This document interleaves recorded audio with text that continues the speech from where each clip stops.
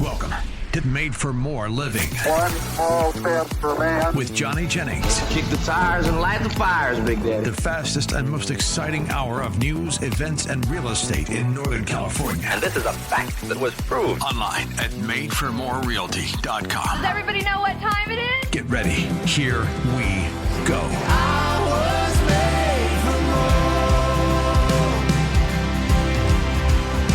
Today on the show, we have Marguerite Crespillo. She's been doing real estate for over 30 years. Like, when did you get licensed? 1993. 93. And in that period, you've sold over 4,000 homes. Crazy. So my first question, just to get the ball rolling, because if you think back to 1993, this is pre-internet, right? So you didn't have all the tools that Johnny has at his disposal, AI and all these different technology tools. This is before the internet, right? All right, so I'm going to really age myself. When I first started getting into real estate, first of all, our contracts were only 4 pages long. We had no disclosures. We did no inspections. We didn't do those back in the day, number one.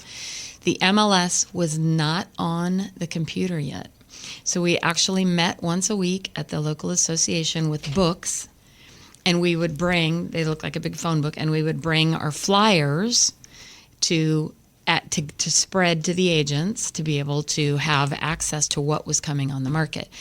So when I first started, that first year is when we were transitioning from MLS books to actually being on the computer, and it was a DOS prompt.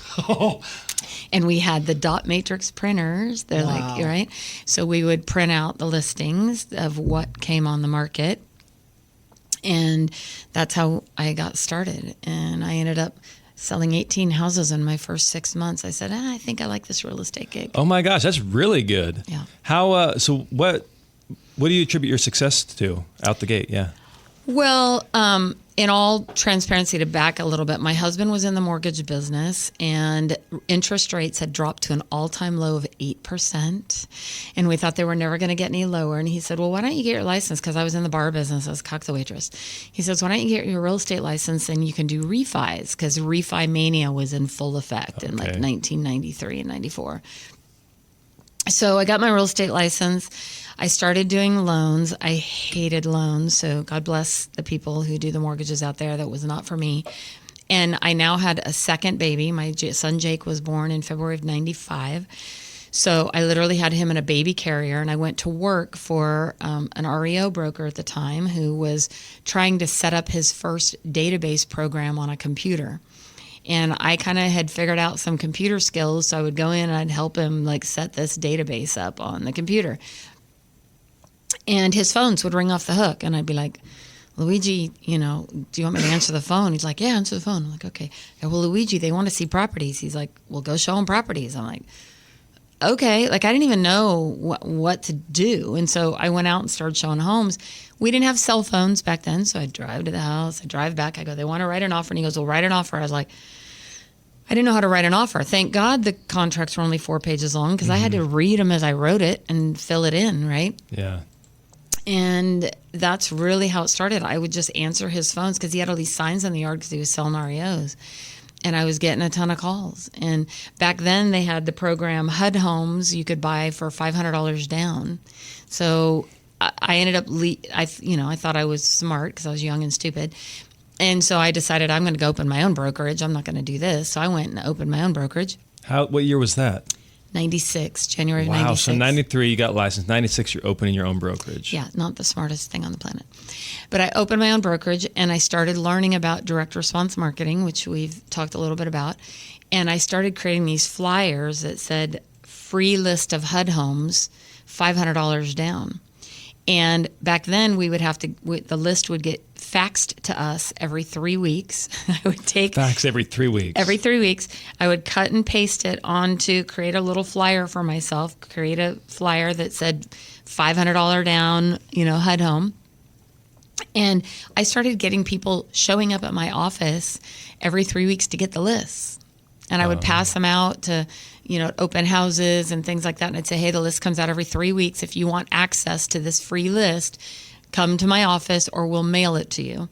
So I started building this list and started selling a ton of HUD homes back in the day.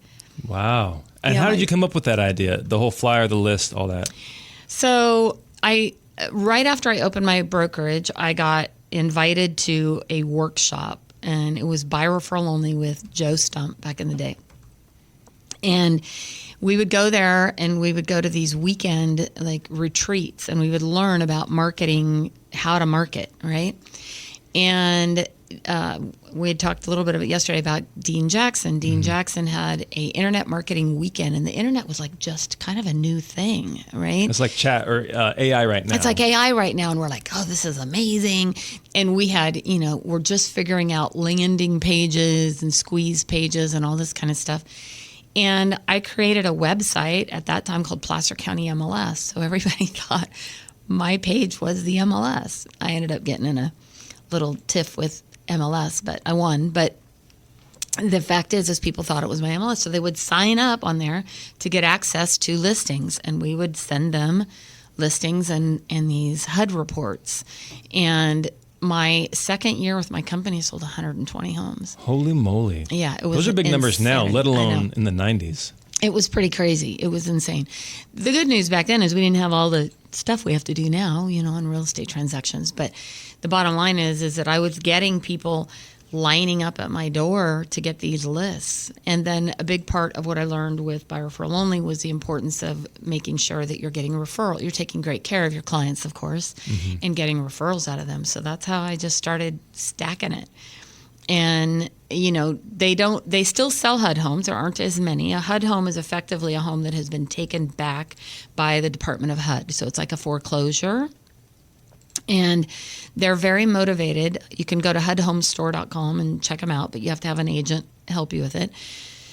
But the contract for the HUD homes was one page, and it was literally fill in 4 blanks to get your offers accepted.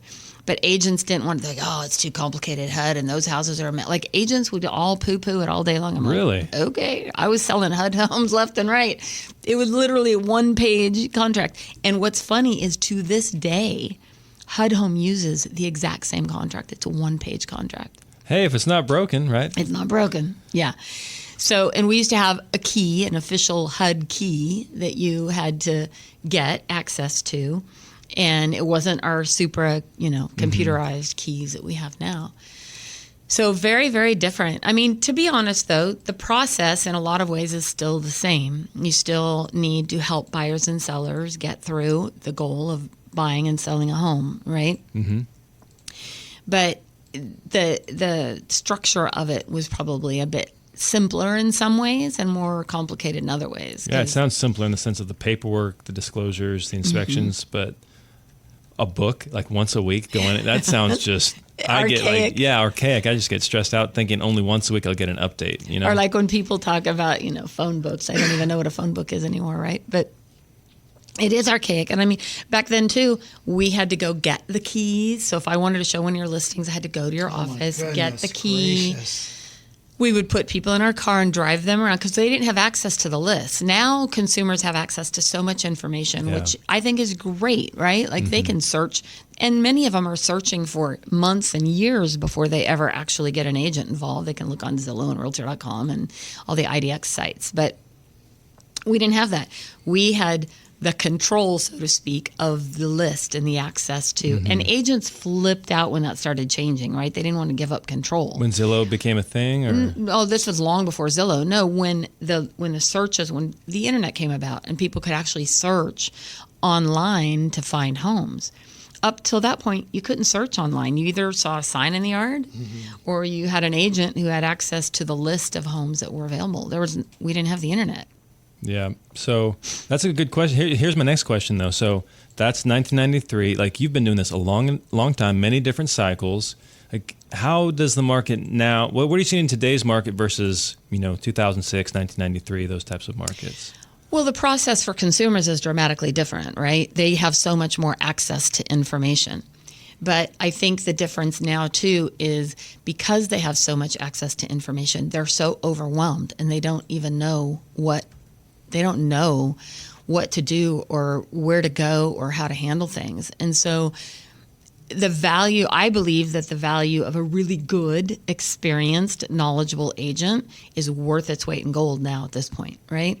So if you're a buyer or seller and you said, my gosh, that was easy, my agent didn't hardly do anything, what that means is you had a master, because masters make things look easy. Yep. Right? Tiger Woods makes golf look easy, right? I can't even play miniature golf. I can barely hit the ball.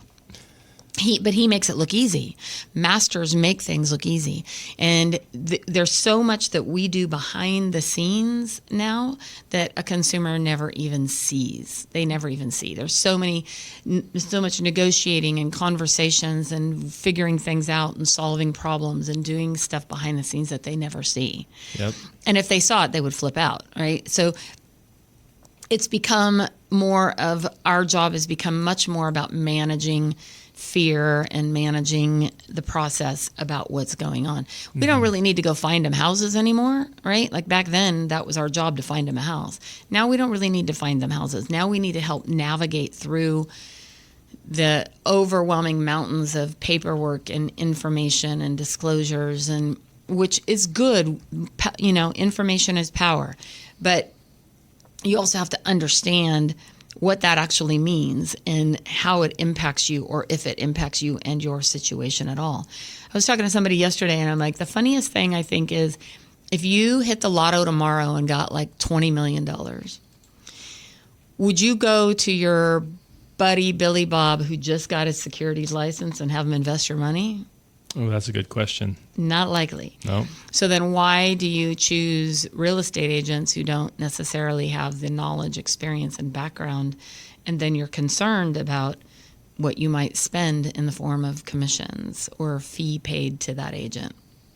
Because a great agent will save you a ton of money and will help you get into and accomplish your real estate goals. So really what I'm hearing you say is back in the day, it was more opening doors, that type of a service, whereas now it's like you're being a guide through the transaction. You're keeping them safe legally. You're making sure they're buying something that's good for their family, selling it for top dollar, negotiating, things like that. It's kind of been the industry's shift. I think so. I mean, like I said, I think the process has become much more intensive thanks to attorneys, but also thanks to, you know, people that have had bad situations happen, right? And so our job is hopefully to help avoid as many of those possible pitfalls that you can, right? Like just the fact of inspections. Like I think about the history of inspections in my career. When I first started in real estate, we didn't do inspections. It wasn't like zero inspections? Zero. Wasn't wow. even a thing. In fact, I remember the first time somebody came to me and said, you know, you really probably should look at getting home inspections. I started this new business, home inspecting. I'm like, well, what, like, do you have license? No, they didn't have any licensing requirements. They didn't have anything. It was, you know, Billy Bob, who's been in construction for a while, is going to come check out your house. Okay. So I was like, I'm like, what's the point in that? Until I had a HUD home and I had just spent some time with this guy who was doing inspections. I'm like, you know, I think there might be some value to this, right? I said, hey, I'm going to talk to these clients about getting an inspection on this HUD home. And he goes, okay, let's try this whole thing out. We did. And here's the crazy thing. In that HUD home, it was a foreclosure effectively. The prior sellers had gone to the plug outlets, taken off the plug covers, pulled all the wires out of the house. True story. All the wires out of the home and put the plugs back on. And with HUD homes, they don't turn the utilities on. It's up to you to get the utilities turned on. So I'm like, okay. So the inspector comes out and he goes, man, nothing is working. Like not one plug is working. Something's not right. And he goes and he takes a plug cover off and he's like, there is no wires in this house. I'm like, you are kidding me right now. Wow. At that point, I was sold on inspections. And so I recommend it every single time on a home inspection. Don't bring your cousin, you know, John out or your dad out to do it. Get a professional inspection that's going to give you a list from top to bottom.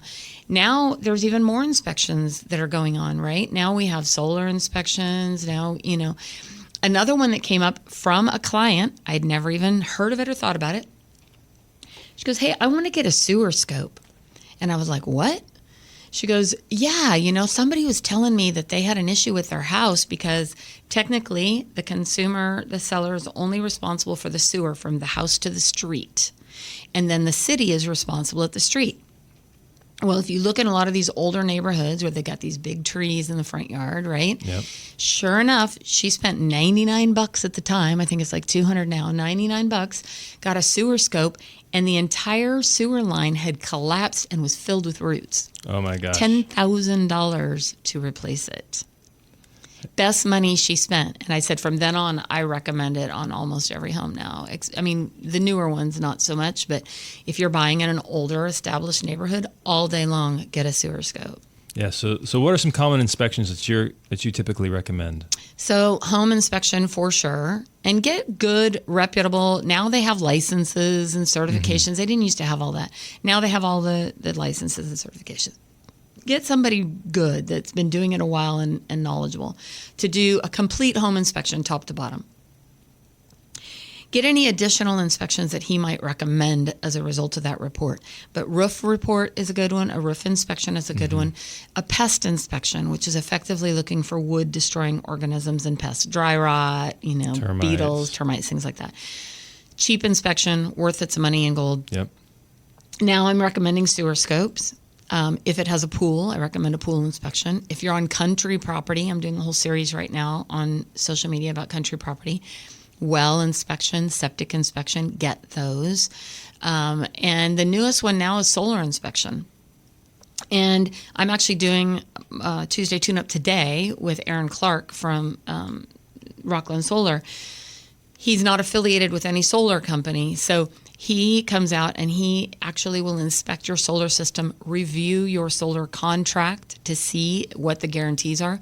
My personal situation, I've had solar 10 years. I had this guy come out and do an inspection.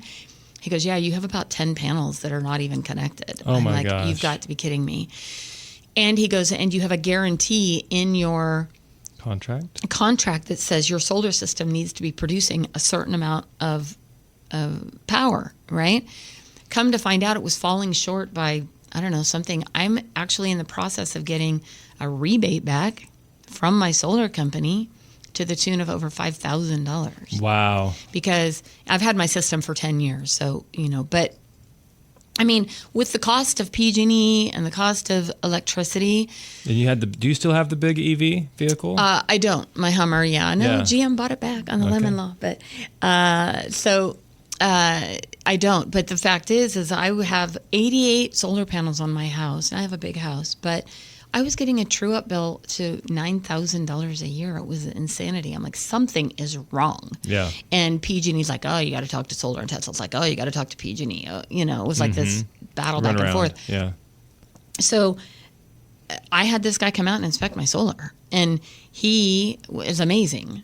So, I recommend getting any inspections possible. Here's why. I would rather know up front on the home what the issues are so that you can be prepared to deal with that when you purchase the home than to find out all this stuff after the fact, right? And then it becomes the money pit. Like, know what you're buying, know what you're going into. And as long as you know and it's been disclosed to you and you're aware and you've got the information, do whatever you want. Some people will make a big deal out of things. Other people won't care about it. Like, I have a home inspection right now and things came up on it that were electrical. My buyer is an electrician. He doesn't care, right? But if I'm buying a home, my husband is not a handyman. He's a good businessman, not a good handyman. Like, I need all that stuff taken care of, right? Yeah. So it depends on your situation and what kind of work you may need to do. But knowledge is power. The more you know, It can't hurt you. It cannot hurt you. And they're relatively The worst- affordable too. Yeah, let's say you spend $1,000 on inspections, total inspections. Best money you'll spend. And if it's too much and you can't, and your agent is not able to negotiate repairs and they're like, oh my goodness, the heat and air is blown, then move on. Go find another house, right? Or find a way to negotiate those things to be taken care of for you. I agree. And when we come back, I want to ask you the question about we just said buyers should definitely get the inspections if they haven't been provided. But when we come back, let's discuss whether or not sellers should get those inspections up front. All right. So I don't know if you're anything like me, but it's hard for me to ask for help, whether it's with a project or something I'm doing. I find it uncomfortable to be a burden on someone, even though I know I'm really not. I don't know. It's just something about me. I like to do things myself. I don't like to ask for help. Even though if you're anything like me, we know realistically it's better when we have help. Things run smoother, things get done easier. And that's why it's so interesting when you have someone like Johnny Jennings and the team at Made for More Realty. That's what they're all about. They're all about helping you every step of the process so things run smoother and more successfully when it comes to selling your home. So if you're like me and you don't like to lean on someone for help, just make it easier on yourself. Reach out to Johnny Jennings and his team at Made for More Realty. There's a reason why so many people have been giving him rave reviews, over 1,000 5-star Google reviews. They were voted #1 team in Roseville. It's because they are there to help. And it's so appreciated in the fact that they sell homes faster and for more money. So just Google Johnny Jennings with Made for More Realty and get more for your home. This is Made for More Living with Johnny Jennings. Online at madeformorerealty.com. So we're back with Marguerite Crespillo, licensed since 93, over 4,000 houses sold. And she was just sharing some info about what she would do if she, or what she does with her buyers when they're purchasing a property. But now let's talk about sellers. Like, as far as the home inspections go, do you think there's an advantage to getting those inspections done up front, or should they let the buyers do it? So it's interesting. It seems to be kind of market to market or area, right? So it seems like historically the Bay Area, down in San Francisco and those areas, have historically always gotten the sellers to do inspections up front. Yep. Here in Northern California, it's not been so common. I'm starting to see over the last few years the advantage to doing some of those inspections up front, because the main reason they did that in the Bay Area was because everything was over asking, multiple offers, right? And they don't want to negotiate repairs in the middle of a contract. So they get it all cleared out of the gate. Mm-hmm. So there's some significant advantages to that, is to know when you're selling, because one of the biggest hurdles that comes up a lot from the seller side is once the buyer gets all their inspections, now they come back and ask for a whole bunch of money in credits or a whole bunch of repairs that the seller wasn't prepared for in the purchase price and in selling their home. So I really do think there's significant advantage to having those inspections done up front. Again, so you as a seller, the more you know what's come up in your house and you know what things are there. And you can get some of those things taken care of maybe that might be deal breakers or might be a problem or might be something that could cause you to get less for your money if it becomes aware or known by the buyer, right? So what do you tell the seller who says, hey, I don't want to spend the money on that. I don't want to spend $1,000 or whatever it is, $1,500 for all these inspections. We'll just have the buyer pay for it and deal with it then.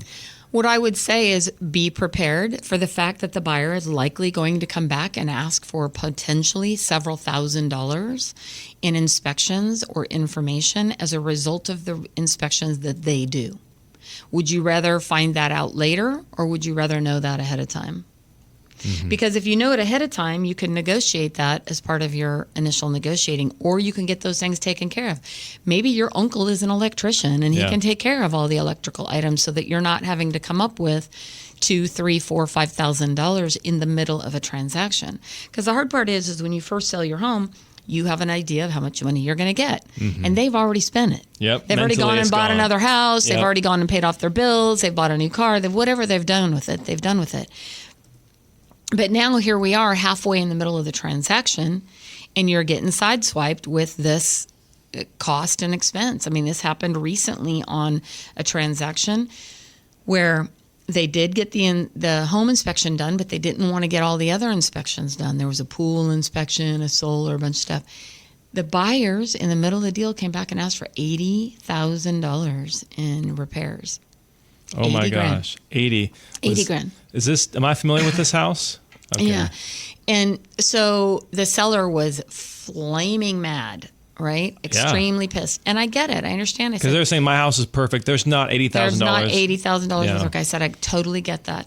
I said, so let's go back and review. When we originally met, we talked about doing a home inspection, plus we talked about doing some additional things. We opted only to do the home inspection. We didn't opt to do all the other inspections. And now this gal's coming back with that. So we were able to negotiate it, and it worked out and made sense. But, you know, and it's all relative into what you're expecting. if you know that these things are going to need to be done on your home, do you want to take care of that up front or do you want to leave it for the buyer? Yeah. We're in a different market right now. We're not in the market that we were 2 years ago where we were getting, multiple offers and you could pretty much call and, write your own ticket. Mm-hmm. Buyers have a lot more choices right now. And I saw of the 4 transactions that I closed in November, all of them had buyer requested additional repairs and credits. And the sellers took them.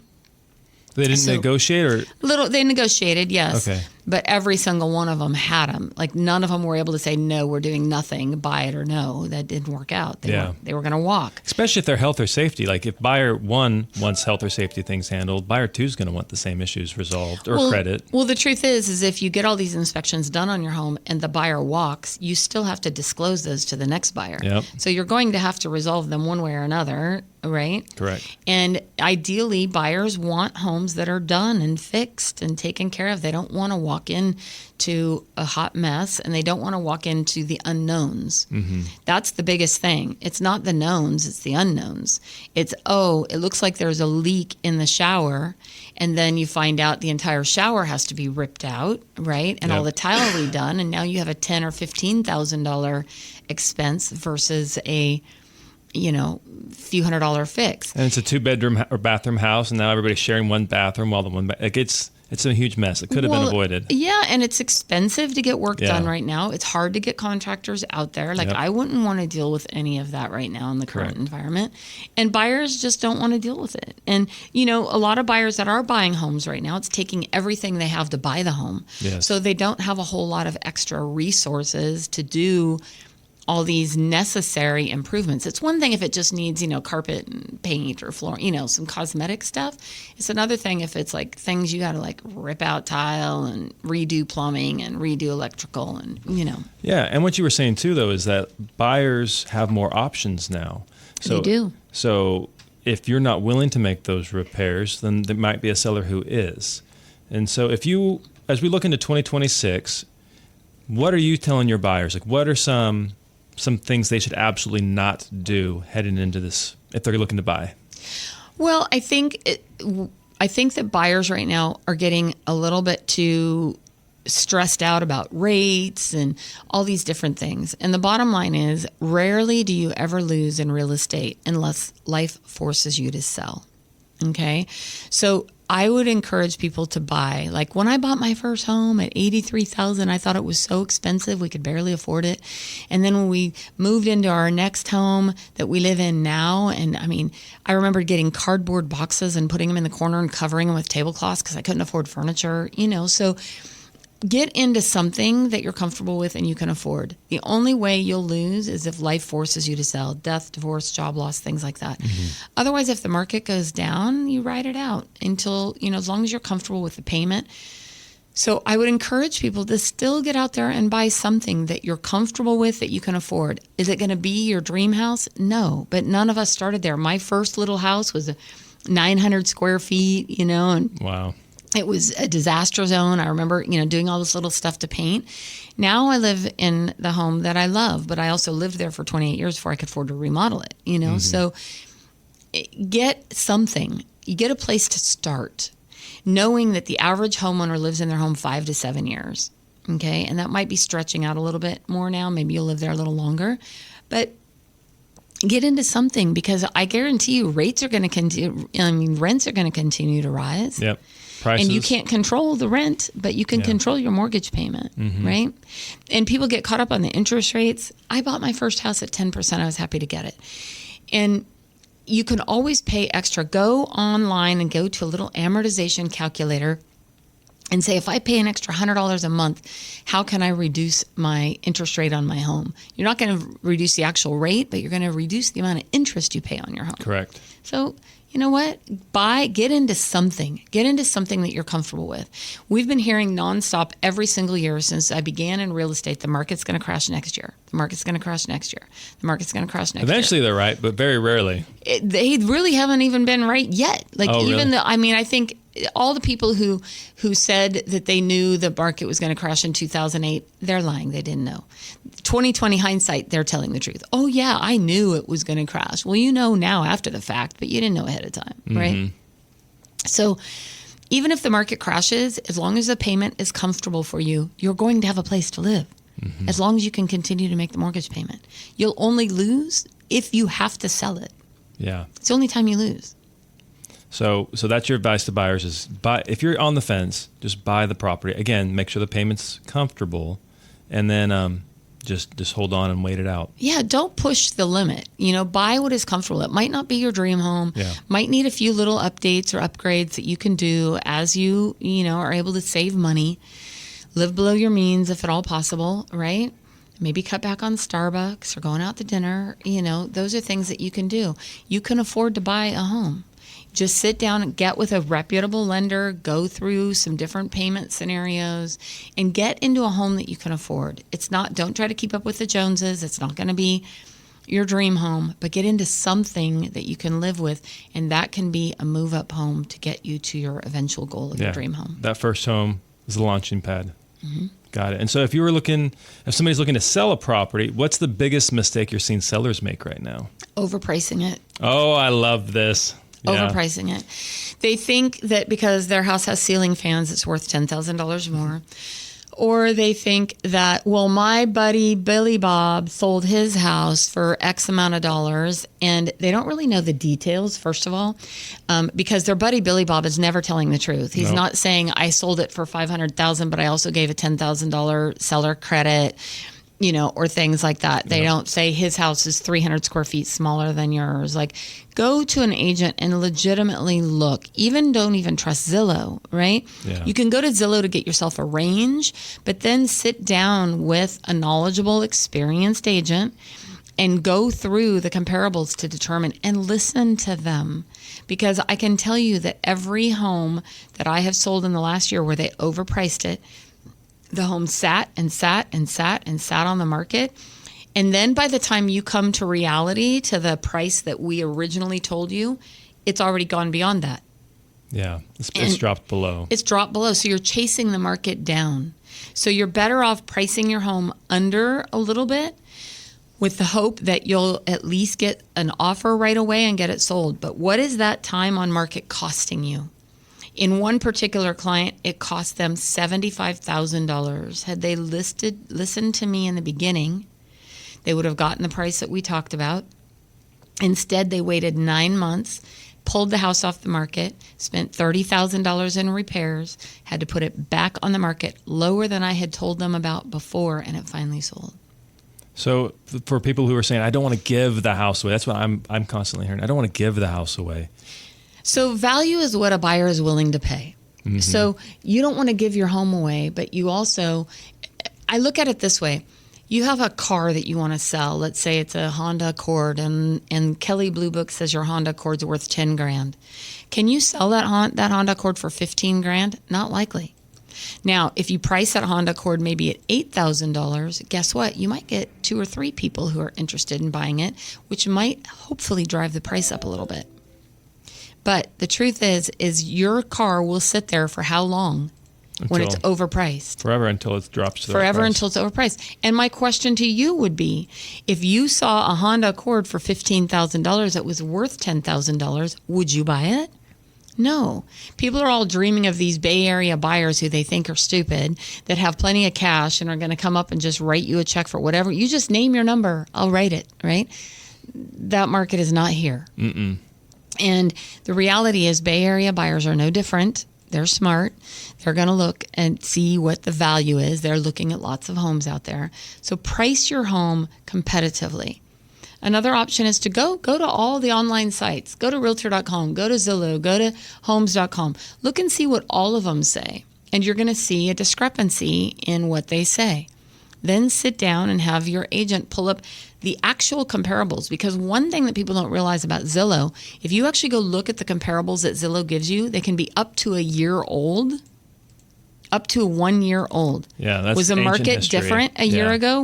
The market was different yesterday. So it's not really accurate data. And it works fine in some of the subdivision areas, right? All the cookie cutter homes with lots of recent sales. Yeah. But, like my house, I live out in the country and I live 5 minutes from Cataverdera.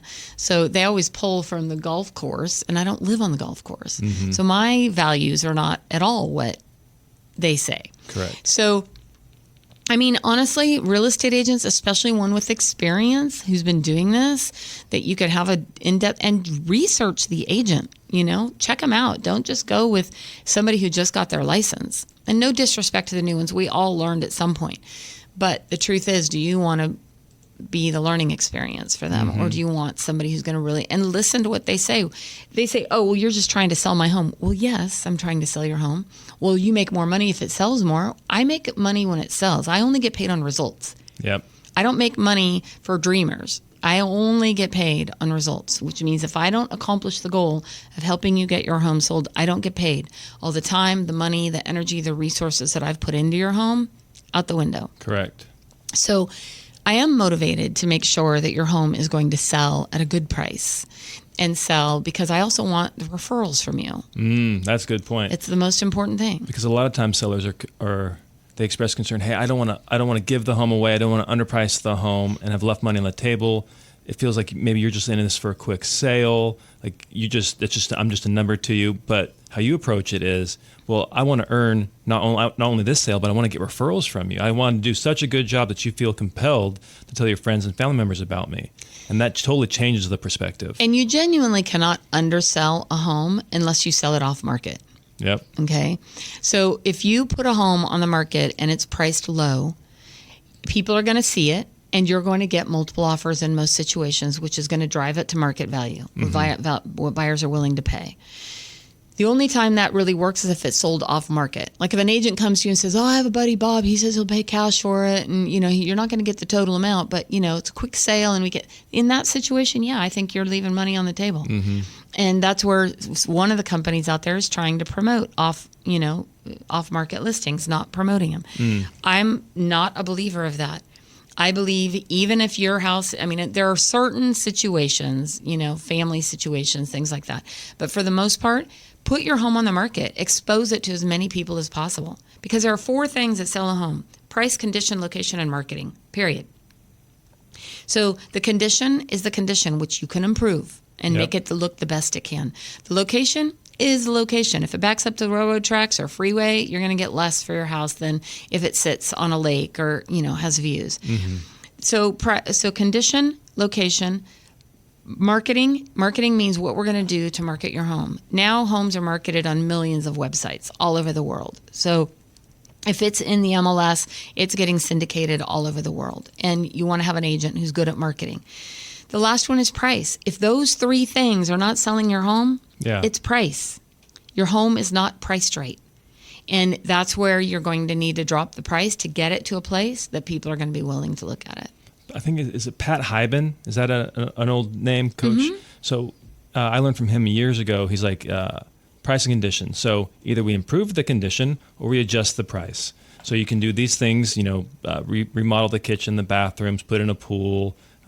There's certain things that you can do to change the value. So you can either improve the condition or you can adjust the price. Which would you prefer to do? Because when price and condition align, that's when the home sells. Right. And I love that. And the sad thing is that so many, I think this is funny. So you get a buyer, they go into the house and they have this list of all the things they want to do to fix the home up, right? And ironically, they do none of them until right before they sell the home. Yes. And then they do all this stuff that they'd been dreaming about. I'm like, you never even got to enjoy all that money that you're doing, right? And they do all this stuff. And then, of course, the next buyer comes in and has their whole new list of all the stuff they want to do. So, do what you can do. Make the home the best place for you while you live there. And then listen to the agents that are giving you the advice and the counsel of what is the best way to get that home sold reasonably. Yeah, I had a gentleman call me. This is happening. This has probably happened to you so much over your career, Marguerite. So I'm curious to hear how you kind of handle it. But I'm getting more and more people calling me saying, hey, I heard you on the radio. I saw the billboard. So-and-so recommended I contact you. I'm listed with an agent, but the house isn't selling. And so what I tend to do in those conversations is I say, okay, let me look at the listing. I look it up, And I'm like, oh my gosh, your agent did this right. They did this right. They did this right. They're doing a great job. It looks like I'm thinking to myself, I'm just going to help this agent out. You need to adjust the price. Yeah. That's what they keep telling me. And so if you've hired this person, you should trust them. It blows my mind that you're going to hire this person to be your guide for whatever reason, whether it's because it's a family member, whether you saw their Google reviews, whether they've sold a lot of homes in your neighborhood. You've hired this person, but you're not going to trust them. What's the point in hiring them? Well, it's interesting because I do see that a lot. And, a big part of it is the upfront conversation as agents we need to be having with them. And we need to have exactly that conversation. Look, I'm here to help you accomplish your goal. I can only help you if you're willing to accept my help and my advice, right? Otherwise, we're wasting everybody's time. And it doesn't make a whole lot of sense to put it out there. We can even test the market, and guess what's going to happen? Your house is going to sit on the market for 30, 60, 90 days with nobody showing it, no one even coming through. And they're like, well, you can hold the house open. Sure, I can hold the house open all week, every week. And who's going to come through? Your nosy neighbors first, right? Are all going to come through. And then nobody's going to come through.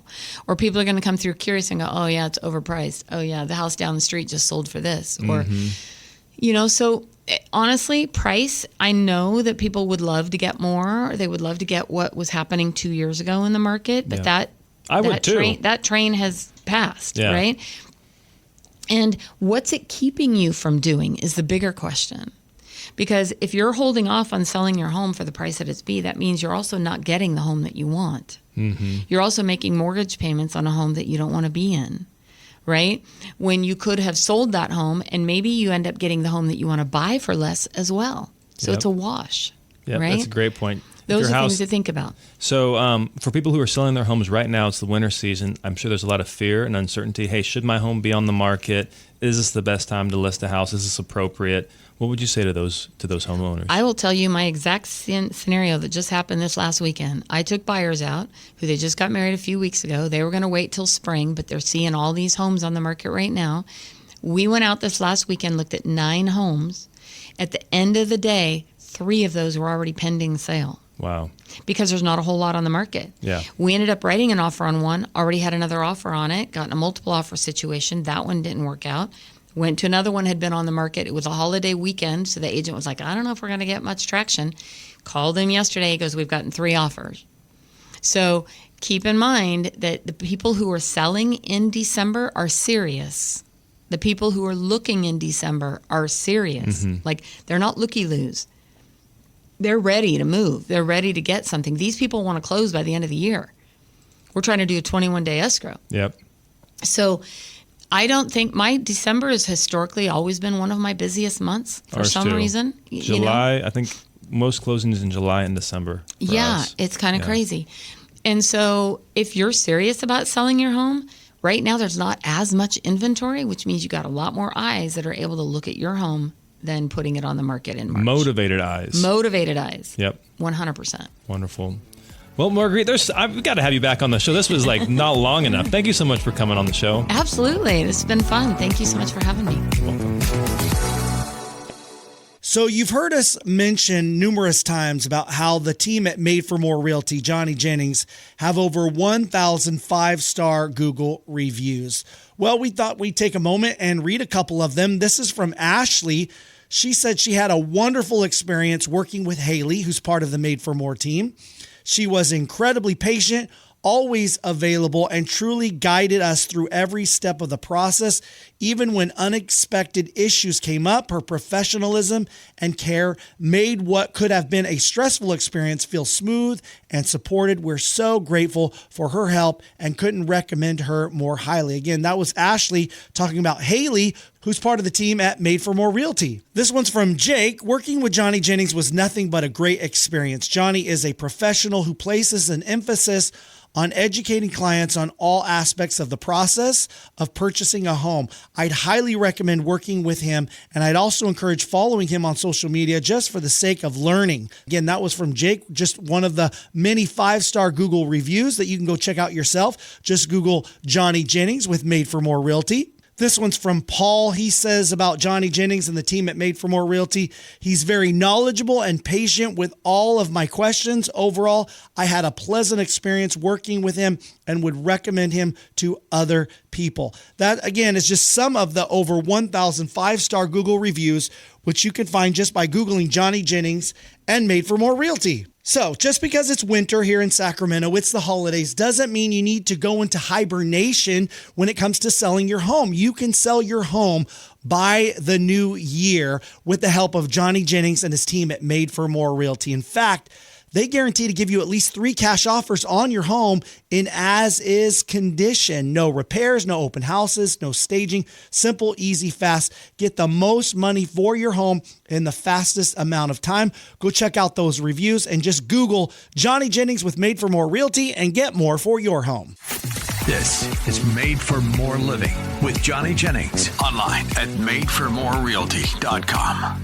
Man, I was so thankful that Marguerite took the time to drive down here. And Oh do my that. goodness. She's been in this business for a long time. Almost To as think long as about- I've been sucking air. To think about the industry prior to computers and the internet is just mind blowing. Yeah. You know, Yeah. because you do so much of the business now is so dependent on not only computers and technology and the internet, but now artificial intelligence. And Yep. there's just so much going on. And it's just crazy to think, okay, how would I do this without a computer? It is interesting to You think know? about. It's also cool to hear her perspective on how the role of the real estate agent has transitioned over the last 30 plus years. Yeah, for sure. Because there's a lot of talk. Hey, is the AI going to replace real estate agents? Is technology going to do away with that aspect of the industry? But what's interesting is recent reports are showing more and more people are, one, using more realtors than never before in history. And then what's interesting too is we are starting to hear the compensation is increasing. For so many years, people thought it was going to compress, but with recent law changes and recent, just market dynamics, Right. we're seeing those fees increase. And so more people are using agents and they're seeing a greater value. That's why they're paying them more. They're seeing a greater value in what their agent brings to the table. Right. The good ones. Right. Yep. Finding the quality. Yep. So if you are thinking about, like, there's so many people right now I know that are stressed out thinking, my house is on the market. Why is it not selling? Well, one, I would go back to your agent and have an honest conversation about price. Literally, before we came on the radio show, I had another agent in my office. She said, Johnny, can you analyze this house? Why is this house not selling? She's like, we started here. We've dropped it. They dropped it $50,000. I looked it up on the MLS. We pulled up the comps. 2 other homes within this, not even like the same neighborhood, like around the corner from this home, sold for, $20,000 and $25,000 less than what they're currently listed at. So in the seller's mind, they'll have to come down $75,000 to get in line with the market.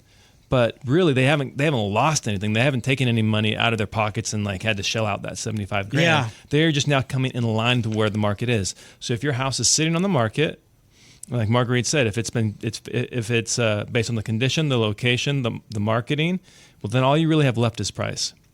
And so have an honest conversation with your real estate agent. If you don't have a real estate agent, if you aren't actively listed and you're wanting to have an honest conversation about what your home can fetch in today's market, contact me. Just go to madeformorerealty.com. I'll come out. I'll meet with you. It's a non-salesy conversation because we have to decide a couple different things. One, do you want to work with me, right, if it makes sense? And 2, do I want to work with you? Life's too short, they say, to drink bad wine.